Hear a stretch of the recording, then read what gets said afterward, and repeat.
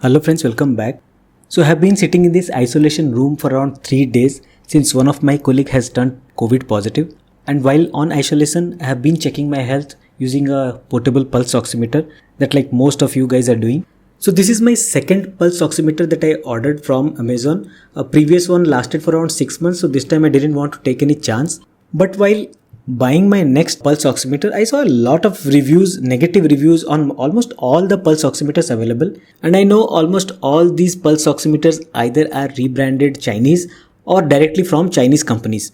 So some may be good quality, some may be bad quality. It is very difficult to identify which is what. So since I am an ICU physician and an operation theater anesthesiologist, this is something which I use daily. This is like a bread and butter for me. So I thought I'll go with the costliest one available on Amazon, that is this Dr. Trust pulse oximeters, which cost me around 4,500 rupees. But more than going into this product itself, I want to clarify some myths or how to use your pulse oximeter properly before saying that this pulse oximeter doesn't work or give you the accurate readings.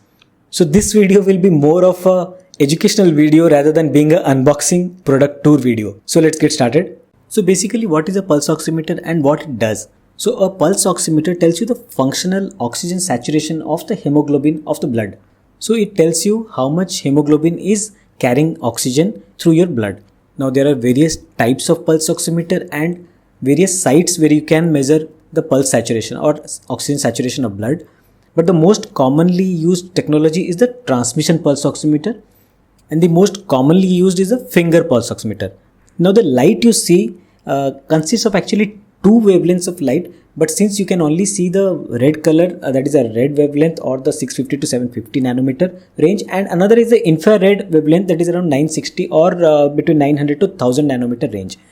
So you can see that light comes from the down and goes up. The other side of the pulse oximeter has a sensor, whereas the light comes from the down part. In between the finger, there is some light which is absorbed and something which is transmitted and something which is reflected back. So this oxygenated hemoglobin absorbs more light in the infrared wavelength rather than the red color wavelength. So this is how the pulse oximeter sensor decides whether the body has lot of oxygenated hemoglobin or non-oxygenated or reduced hemoglobin. So with this basic mechanism out of the way, I'll go with the unboxing first, and then I will tell you the most common myths or usage problems that happens when people do not know how to use an instrument. So let me start with the unboxing of this pulse oximeter. This is the Dr. Trust branded pulse oximeter 209. As you see, the company's name is Nureka Inc. USA. And on opening the box, you can see that it comes with a small pouch and two instruction manuals. Actually, the first leaflet is a warranty extension manual where you can extend your warranty for 6 months within 15 days of purchase or delivery of this pulse oximeter. And the second one is the proper user instruction or a user manual. Now the basic readings that can be found from this pulse oximeter is the heart rate, is the SpO2 or the oxyhemoglobin saturation of the blood, plethysmographic wave of the pulse. Now again, in shortly, what is plethysmography? Plethysmography is something that is a closed box where we use it to measure very small volume changes.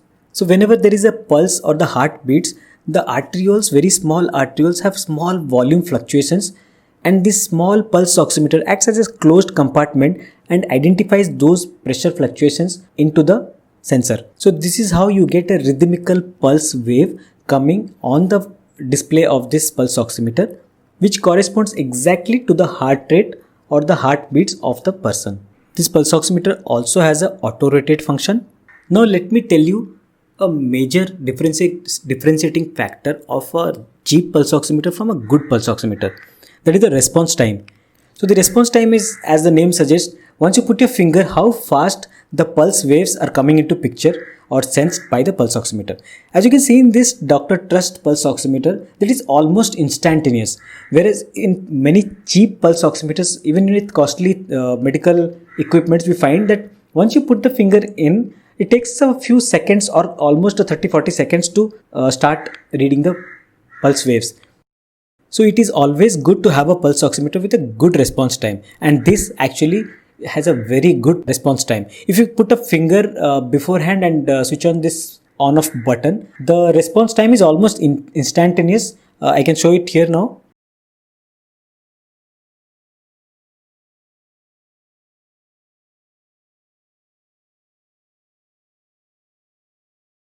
So there is nothing more to see in this pulse oximeter as an instrument. But one thing concerns me is that if you see the back side, you can see there is a Dr. Trust logo or sticker printed behind. But if you look closely, you can see that there is a gum marking left behind from a circular logo which was present previously, I think, and has been removed, and this Dr. Trust branding has been put after it. So as I told you again and again, that almost everything is manufactured in China and rebranded. So even this good quality 4500 rupees pulse oximeter seems to be bought from China and has been put a branding of Dr. Trust.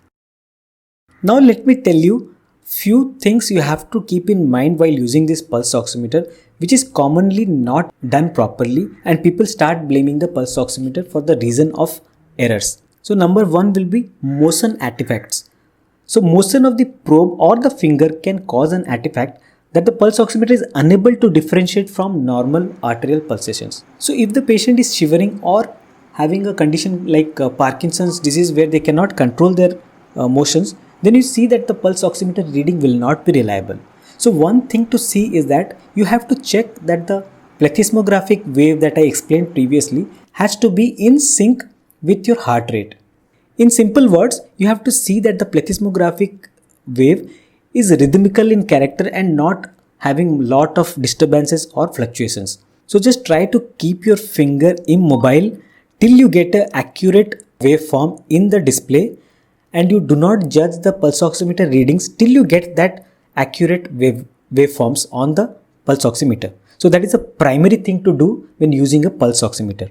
Now one more major issue we face when you are working in an operation theatre, many people come with nail polish or henna applied on their fingers just before coming to a surgery or during any emergencies. So as you can see, some shades of brown, black, blue and green nail polish cause significantly lower saturation readings, but mostly red and purple colors do not interfere much. Then there is a synthetic nails which may interfere with pulse oximeter readings. So one thing you can do is turn the probe 90 degrees so that it transmits light through the pulp of the finger rather than through the nail bed of the finger. But my suggestion will be, do not apply any nail polish or henna during this COVID-19 periods. Now the third point which can alter the readings is the optical interference. This is again a very major finding which we find even in ICUs and all. When there is a lot of ambient lighting present, which may be coming from sunlight, from fluorescent light, from operating room lights, infrared heating lamps and a lot of other sources, this causes a lot of errors in the pulse oximeter. So if you have such a situation where you are finding an abnormal reading, try to switch off the ambient light sources, be the tube light or any light source, and try to measure this pulse oximeter reading in a dark room.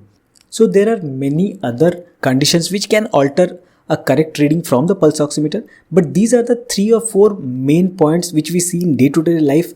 So that's why I thought I'll put this word out. Do share this video with most of your friends, because this time I think you should know how a pulse oximeter works and how to use it. So if you like the video, do hit the like button and subscribe to my channel for more such videos. Thank you.